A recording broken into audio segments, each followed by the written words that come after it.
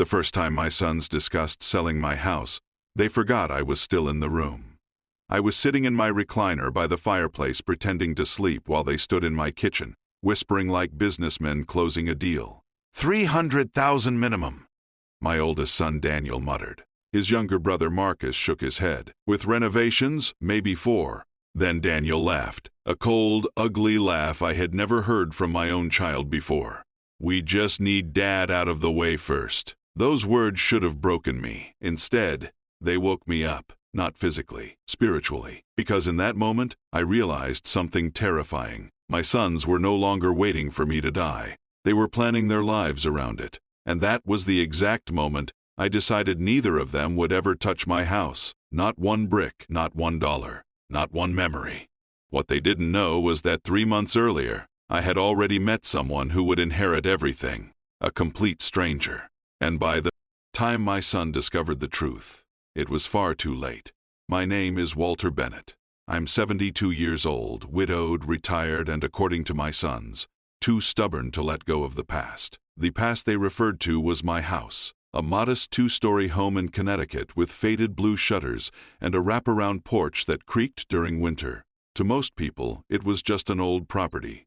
To me, it was my entire life. I built that house with my wife Eleanor in 1978. Not bought, built. Every paycheck from the factory went into those walls. Every Saturday morning was spent painting, repairing, planting, fixing. Eleanor chose the kitchen tiles herself. Daniel carved his initials into the garage door when he was 10. Marcus once crashed his bicycle into the mailbox and cried harder about the broken mailbox than his own bleeding knee. That house carried fingerprints of our entire existence. And after Eleanor died 6 years ago, it was all I had left. But grief changes families. Sometimes tea softens them. Sometimes it reveals who they truly are. My sons became obsessed with what happens next. Not with me, with the house. It started subtly. Dad, this place is too much for you now. You should downsize. Sell while the market's hot. But eventually the conversation stopped sounding concerned. They started sounding greedy. One afternoon, Daniel brought a realtor to my house without asking me. Without asking. The woman walked through my living room discussing open-floor concepts, while I sat there holding Eleanor's old coffee mug. Marcus was worse. He kept pressuring me to move into assisted living. You'd have nurses around.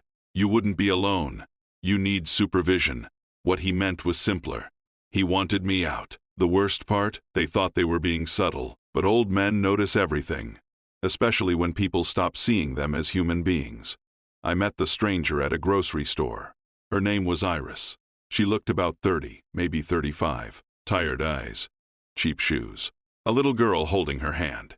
I noticed them because the child kept staring at a birthday cake they clearly couldn't afford. The mother quietly pulled her away. I don't know why that bothered me so much.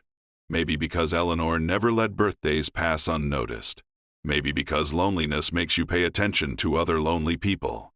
So I bought the cake. The mother looked embarrassed. I can't repay you, she said. You don't have to, I replied. That should have been the end of it. But life is strange.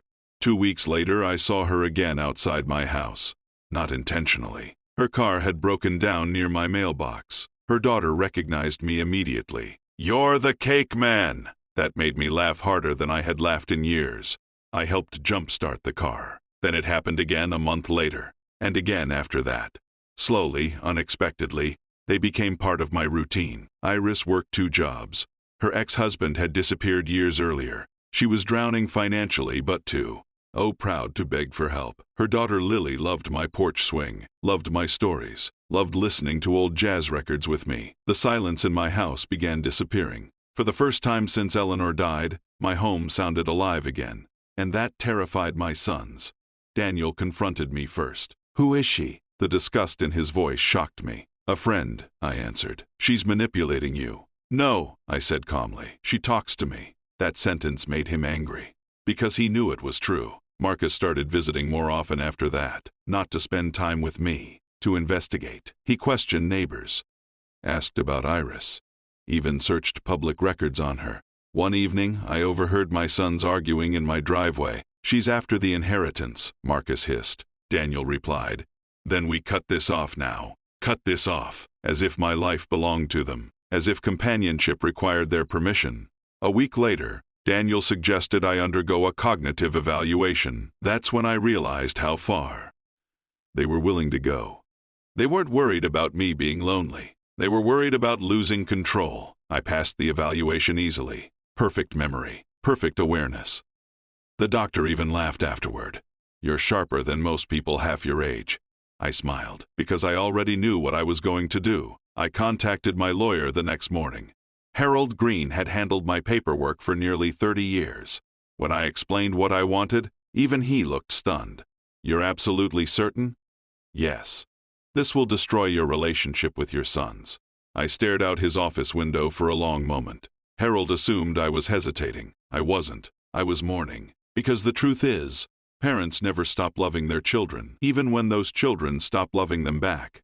"I'm certain," I finally said. So we changed everything. The house, the savings, the land, the antique collection Eleanor spent decades building. Everything. Not to Iris personally, to Lily, through a protected T. Rust fund that couldn't be touched until adulthood. Harold looked confused. "Why the child?" I smiled softly. "Because she's the only person who walks into my house like she's happy I'm alive." He had no response to that. Neither did I. 3 months later, I invited everyone for Sunday dinner. Daniel arrived first with expensive wine he knew I didn't drink.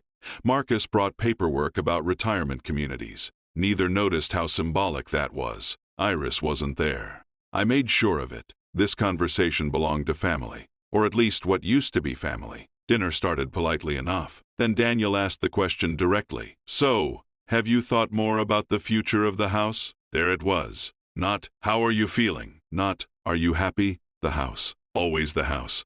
I folded my napkin carefully. Then I said the sentence that changed everything. "You boys should stop worrying about inheriting this home." Silence. Marcus frowned. "What does that mean?" "It means," I said calm, "why, the house is no longer part of your future." Daniel laughed nervously. "Come on, Dad. I'm serious." The room turned cold. Marcus leaned forward first. "What did you do?"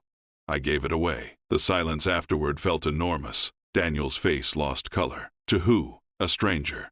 That word hit them harder than death itself. "A stranger?" Marcus repeated. "Yes." Daniel stood up so fast his chair nearly tipped backward. "You gave our family home to some random woman?" "No," I corrected quietly. "I gave it to someone who still understands what family means." Marcus exploded. "You're being manipulated." I looked directly at him. "Interesting," I said. "Because neither of you noticed I was lonely until you thought someone else might inherit my property." Neither spoke, because they couldn't. The truth had entered the room. And truth is brutal when there's people think revenge is screaming. Violence. Humiliation. It isn't. Real revenge is clarity. It's watching people realize too late that air greed cost them something priceless. My sons spent weeks threatening lawsuits. They failed. They tried guilt, failed again. Then came anger, cruel messages, accusations. Daniel called me senile. Marcus accused Iris of brainwashing. But eventually, their rage faded. Because deep down they understood something painful. They had done this to themselves. Not because they wanted the house, but because they stopped seeing me as their father long before I changed the will. The inheritance wasn't what they lost. It was simply proof of what they had already destroyed. Meanwhile, Lily kept visiting every Saturday. She planted flowers beside Eleanor's garden. She repaired the bird feeder with me. One afternoon she asked me something that nearly broke my heart. "Mr. Bennett, were you lonely before we met?" Children ask questions adults are too dishonest to ask.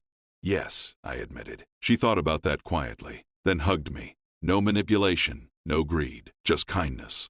And at my age, kindness.